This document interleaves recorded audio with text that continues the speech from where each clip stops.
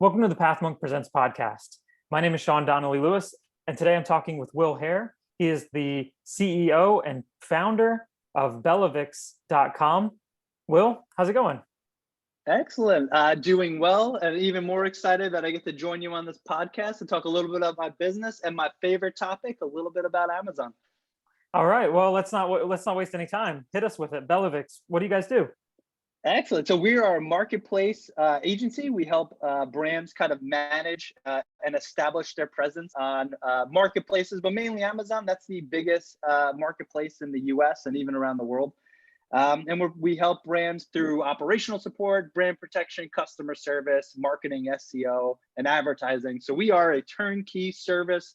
If you have the right products and they're good quality and you're a brand, so we work with usually brand owners, we're able to kind of implement the right strategies to get sales up, help you with product validation, build a cohesive experience from your website and other assets over to Amazon or Walmart or these other marketplaces. So that's kind of the role we fill. Very cool. And you were telling me before the show that you guys are on the upswing. How many clients are you guys looking at now? We're really lucky. So we have about 20 clients and we manage about $2 million a month of revenue on Amazon. So we've been just really blessed. We were established in 2018. I was lucky enough to have a background working in agencies. So my first handful of clients were people who worked with me in the past. And since then, it's been a great journey, and excited to kind of share my experience with you guys. Yeah, so I don't know much about the Amazon world. I know it is its own world.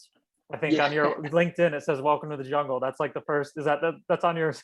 That is, so, yep. So how do you grow a business? How do you grow a business on Amazon? Do you do any SEO? Do you do digital marketing? You said you do that for your clients, but talk about maybe even the differences to a normal company growth using those means with Amazon. Definitely. So something that's really interesting with Amazon and the Amazon marketplace is that, to your point, it's its own ecosystem. So Amazon has its own rules, guidelines, best practices, and a lot of it comes down to Amazon is really protective of their customers. So they built this just great brand and great experience for all their customers, and they're very protective of that. So as long as you play right within the wheelhouse, you'll be good and you'll be able to perpetuate growth and put the right strategies. And kind of, what does that look like? So there's operational excellence. So there's something like your account health, and you graded on your shipping times, the quality of the product, the defects, how you respond to cases, customer message, like everything has a guideline. Within 24 hours, you should be responding to all buyer messages. So the first piece is just have a good infrastructure. So make sure logistically you're able to deliver the products to Amazon and sell those via FBA or Prime, as most normal shoppers know them. Or if you're fulfilling them yourselves, making sure that you're sending the correct product in the right amount of time, and that we're not getting hit with late shipments. And then, of course, making sure your listings are showing properly, the information in there is properly, the images are up to spec and they're high quality, and really you're creating this brand experience on the platform. And I know it's, a lot of complaints is like Amazon's very cookie cutter. There's only so much you could do to really differentiate your brand, but that's not true. So, a shopper is going to shop wherever they go. I'm a millennial shopper. I will buy on Amazon before I buy on a website, mainly because I know I can return it if there's any issues. And sometimes you buy stuff from the web and it's hard to get a hold of somebody. They don't have a good return policy, or, it's just a scam. So what's great about Amazon is they have that built up trust. So, those are some of the pieces we look at. And then, of course, the marketing side of things. SEO is still very relevant, but we have our own tools that we use to kind of get an idea of how people search, what intent looks like, and then how to kind of cater your messaging to be more appealing to those types of searches. So, big brands don't have as much of these issues because somebody's searching like Instant Pot, for example. They're in retail stores, but if you have a pressure cooker that you sell yourself and you're competing against Instant Pot, it's a level playing field. You can go after people searching for pressure cooker or these different variations. Maybe it's a color variant, it's a size, it's a capacity. So having these key features and functions in your listings are a way to differentiate yourself, and that'll get you to click. So then now they're on your page. So what are they going to do next? They're going to look at your images. They're going to look at your bullets. They're going to see, what is the unique selling proposition? What is this going to look like in my kitchen? What size is this? Other people using it. We buy things from people we kind of self-identify with. So to identify with the user in these images, and then going down to the enhanced content or the description. This is where you get your brand elements in there. What makes you great? What about your manufacturer? What is different about your product compared to everybody else selling a pressure cooker? And these are kind of how we look at brands that we work with, and kind of how we start to position them. And a launch product is going to be much different than an established brand. So there's lots of tiered strategies that kind of go into there. But now I feel like I'm rambling and I'm taking way too much time. So I'm going to turn it back to you, Sean, to see if you have any other questions. No, it's amazing. It's totally different than the space that we operate or normal guest, right? It's such a niche thing. But thinking about BellaVix, does the website, does your company website play a role in acquiring new clients? Absolutely. So really interesting you bring that up. I had a business coach I worked with when we first started, and we were a lot smaller. So I had this conundrum. I'm like, do I do outbound sales and just cold emails to kind of do that tactics? Or do I take more of an inbound strategy and just kind of build content and awareness, and then hopefully over time it brings some leads? And what I felt is that if I did an inbound strategy, it's on my terms, because they reached out to me and they're like, hey, we saw your website and it was so compelling that I submitted an inquiry for you to reach back out. So, off the bat, I kind of have an upper hand in the negotiations. And as we talk about our services and the benefits of what we can do for our partners, the outbound strategies, there's nothing wrong with it. It's just for the size of the business, it wasn't right. And to be clear, we're using both now. But after that, we decided to do an inbound strategy, and I had my team. We did some keyword research, and we started building content around these different topics, around the challenges that Amazon sellers have, whether it's FBA fees, how to do barcodes, selling principles in general. And that has been really successful for us, on top of general marketing, webinars, podcasts like we're doing now. But that has kind of opened the floodgates, and it took a lot less time than I thought, to be perfectly honest with you. Like, I was like SEO, and I read online, and I'm like, okay, this is a year strategy. So I'm just gonna put my head down, and myself and my team are gonna create all this great content, and if you build it, they will come. But to be honest with you, like 3 months in, we started getting hits on the website. Because we did the keyword research through Google ahead of time, we had an idea of what people were interested in. And then I took Brian Dean, I think his name is. I might be messing up his name, but he's an SEO guy I'm a big fan of. And he has this methodology called the skyscraper methodology. So for example, it's really hard to rank for FBA fee anything, because Amazon owns that piece, and their stuff's going to show up first. And then you have all these other really big agencies that have a place in the FBA, and we're like, well, how do we rank for that? So his principle is that you take a lot of these very long-tailed specific topics around FBA fees, and you kind of build around a main piece of content. So we created like an FBA fee analysis that goes into like everything you need to know about FBA fees and getting your products on there and how much it costs. And we even baked in a calculator. And then I started building all these sub articles around that to boost the ranking of that main article. And it's worked. We did that with the FBA fee analysis, and we did it with barcodes. And indirectly, those are my two hot pages that end up leading a lot of traffic to the website. And then once they consume one piece of content, they'll consume another. We notice the behavior on the website is they'll go to a blog article, and then they'll look at our services page, and then they'll check out some case studies, and then they'll go to the contact us page and actually submit an inquiry. So the content has been huge on us building our business. And is it just thinking about marketeers for a second? Usually, yeah, the strengths of the website, they can list them for a long time, a good thing, what they like. But when it comes to room for improvement, usually I have to kind of say, okay, we're done. We can move on to the next question. If you're going to be critical of your own website, what would you say is the room for improvement? Would it be the ability to convert? Would it be the quality of leads? You talked about a great user experience. Is that something you feel like could get even better? Which one of those three do you feel like is kind of priority right now? Without a doubt. So, to be honest, our plan this year is to redo the website. So I think this was version one, and we had an agency build it out, and it's okay. I think conversion rates could be a lot better, and the overall flow and experience of the website could be better. I'd like to call out my work a little earlier on. I think just the general layout and the messaging could be a lot better, and that's something that we'd like to work on. When we initially launched version one of this website, it was just we need a website so we could start doing some marketing because my network is only going to bring us so much before we need to be looking for outside partners and it's done the job. But to be clear, I'm not happy with my website. I'm always flabbergasted when I see people submit a form and I'm like, all right, cool. And I put the best content out there and we try to talk and sound educated about Amazon and all things Amazon. And I think that's why the blog is more the gateway than somebody actually finding my website through like a directory or a general search. But to be clear, I think my website could be a lot better and would love some input maybe from some of your users. They can always reach out and see if you can help me make a better website.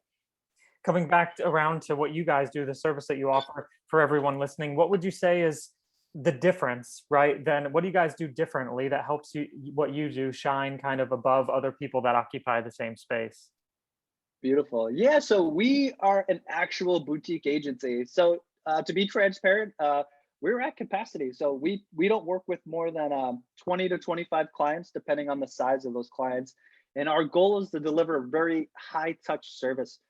So pretty routine calls and then kind of implementing a very specific targeted strategy to our clients has been the differentiator. So because of our background, not only in Amazon, but general digital marketing, we're able to create kind of an omni-channel strategy that's going to drive sales on Amazon or Walmart. But to be clear, our goal is to drive sales on these specific marketplaces. We get it a lot. Can you do our website too? Technically, we could, but we stay in our lane. We love marketplaces. We like the intricacies of Amazon and Walmart, especially Walmart. They're building it up. A lot of things changing and a lot of new programs coming out. So it's really fun to be on the cutting edge. You're kind of learning things as they're coming out and as they're developing new features and stuff on that platform. And then Amazon is still always changing. And when you think it can't change anymore, the pandemic happens and tons of issues. So what differentiates us is that we're very versatile in the strategies we recommend, and we understand the levers we can pull that'll influence sales, and that's what most of our clients care about is bottom line, driving dollars. And the strategy we would implement for somebody launching, it's positioned as an investment because it takes Amazon's not something that's going to happen overnight, and if you don't have the right brand recognition or the right processes in place, you're going to launch this great product and nobody's going to find you because you don't have reviews, you're at a different price point, you don't have that to market strategy. And what we find with a lot of other agencies, they kind of just do a one size fits all to get started. The common feedback I get from the clients we acquire from other agencies is they're just not as satisfied with the level of touch. They feel like their account's neglected, so on and so forth. So while we charge a premium in pricing, we try to deliver on the services to meet their expectations. And at the end of the day, to figure out, or for them to tell us, these are your KPIs, this is what we're after, and this is what's gonna determine our long-term relationship. So we're very data-driven and we're very focused on just driving value. Customer success and retention is something we're really focused on. Very cool. Thinking about you being the creative businessman that you are, I just want to pick your brain for a second and ask, in marketing, what would you say would be the biggest challenge that comes to your mind when I say conversion optimization? Beautiful. So I'll bring it to Amazon because that's more my wheelhouse, and then I'll try to bring it to the website, but I might have to pick your brain on that. But on Amazon, so conversion optimization is actually something we do pretty regularly. And there's two ways we look at it. So the first thing is like getting users to your listings. And the way we do that is we have different softwares we use, but we do something as simple as split testing. We'll split test titles and we'll position our products a little differently. And we'll compare and contrast to see what's going to get more people to our landing page. And it might be featuring a specific keyword, a use case, whatever that is that differentiates the product. And then once they're on the page, now it's time to get the sale. So in Amazon, they don't use the term conversion rate; they use session percentage, which it is what it is. But that essentially is conversion rate, and so we actually look at that number pretty carefully. If you're a new product, you could expect under 10%. A somewhat mature product, average, I would say you're looking at 15%, and a really good product, we're up of 20%. And that's kind of our goal, is to gradually move you to that 20%. And so how do we do that? The bullets, these unique selling features, is something that we're really focused on. And super silly stuff like including a warranty as your last bullet. If you're new to market and people don't know your brand, but they know you have a warranty and you're going to back your product up because you're confident in the quality of your product, that's great, because that's going to tell a user this is a new product. It may be more expensive, it may be whatever, but they offer a warranty, and I know if it doesn't meet my expectations, I'm going to get my money back. Other features, like we do a lot of beauty brands, so ingredients, being vegan, organically sourced. And then Amazon also has a new program they roll out where it's the climate pledge. So if your package is economical and good for the environment, or your ingredients inside, they'll actually recognize this and give you a badge that you're part of this climate program. And these are all small features that if you can get into it, it differentiates your listing. It's an opportunity, and it'll lead to more conversions. But we look at the bullets, and then the product description or A+ content. We mainly work with trademark brands, so we're able to create. There's a brand registry process. I won't go into it, but we're able to create a unique feeling on the landing page once you scroll down to the product description. And this is where all the features and facets that are missing in those bullets, we're featuring there. And then we're kind of swapping these out. We split test those as well. We split test the bullets. You can tell we do a lot of split testing, but the goal is just incremental improvement. I mean, and I imagine it's the same way on the website. So we have hypotheses. We do experiments on roughly a 30-day basis, give us enough time to collect data. There's also a 7-day sales attribution, so we got to account for that. And we just kind of roll through it. And if something works really well, we declare a winner. We put that to the primary, and then we add in a new version. And we're just always testing. And I think that's something we do unique, and that's something that drives a lot of value. And we're looking at conversion rates, click-through rates, and sales, the bottom line. And just thinking, if you could focus on one thing to improve the whole marketing process, what do you think which one to you stands out and you feel like is most important? Would it be the road mapping, growth initiatives, messaging, or reporting? Which one of those for you would be kind of the most important thing to improve or focus on? The road mapping. So when you initially come work with us, we start on your account right away, but our first 30 to 60 days, we do an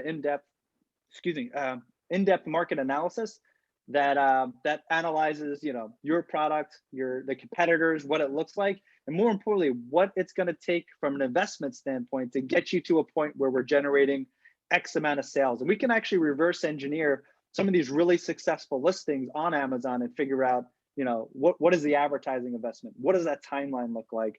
How should we position our product?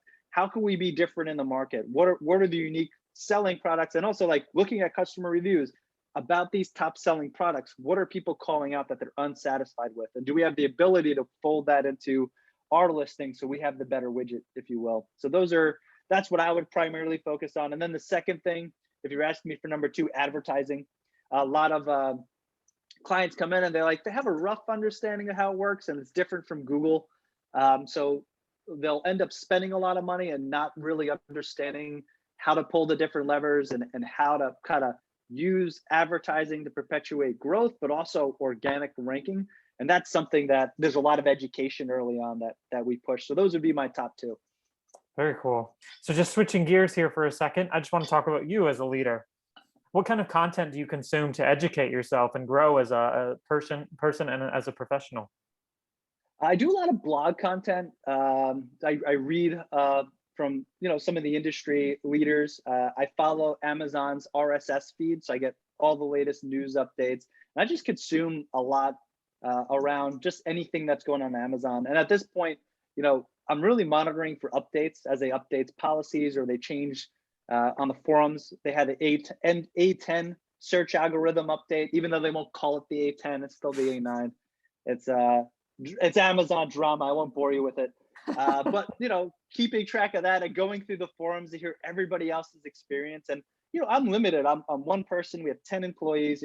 We manage the full service, but we can't test everything. So being connected to the forums is great because we're able to see other people's experience, other sellers, there's other agencies on there, and people are pretty open. They say, hey, we don't like this change.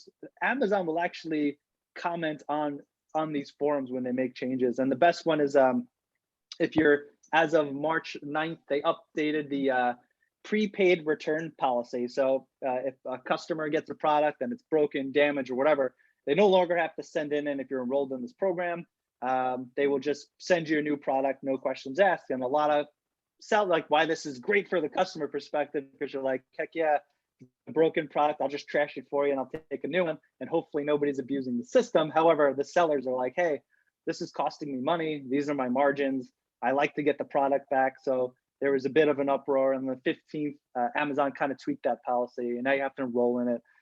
So it's a good conversation, and it's just a good platform. So I consume a lot of news from there. I also watch a lot of YouTube videos. Just Helium 10, for example, is a software, and Sellerly are two softwares that we use all the time to help on Amazon. They're Amazon softwares, and I follow their videos. They have a lot of good techniques on just keep it on my A game. And then the team will also do blog articles. We try to attend webinars once a month.